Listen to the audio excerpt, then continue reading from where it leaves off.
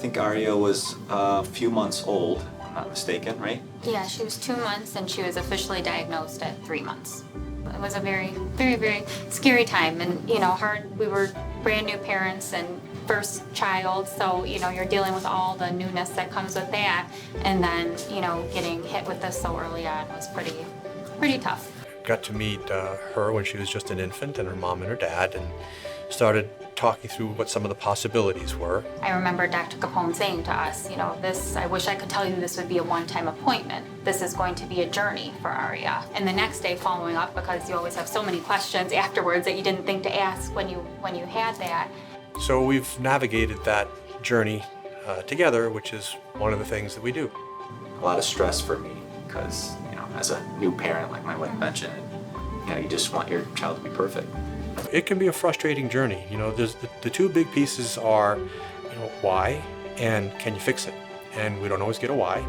And we can often make it better, but we can't always completely fix it.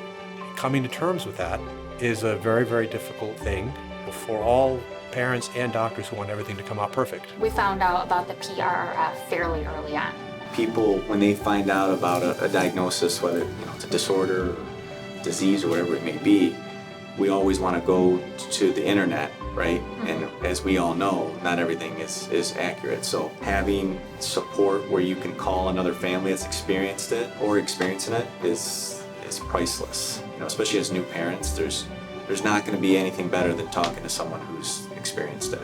A truism in my business is that a child will often think of themselves as the parents think of them.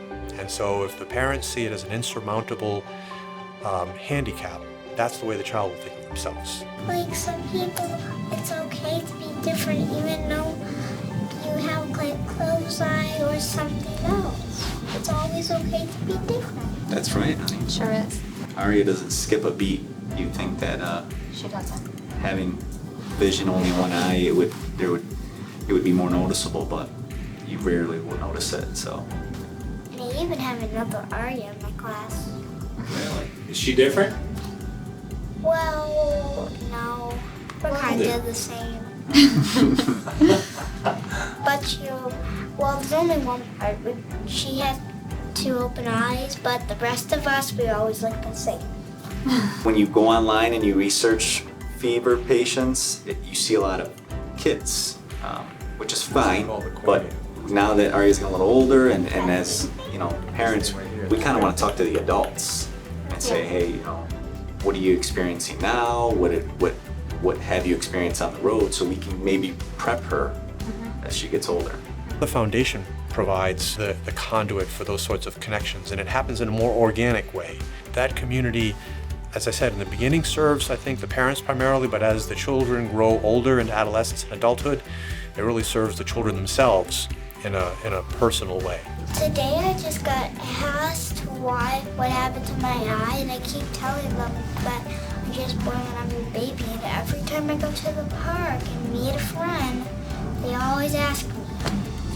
And I always say the same thing. They always say, what happened to your eye? Everybody competes it after and after another. She has to explain it a lot. I tell them that it's just when I was born when I was a baby. And then what happens?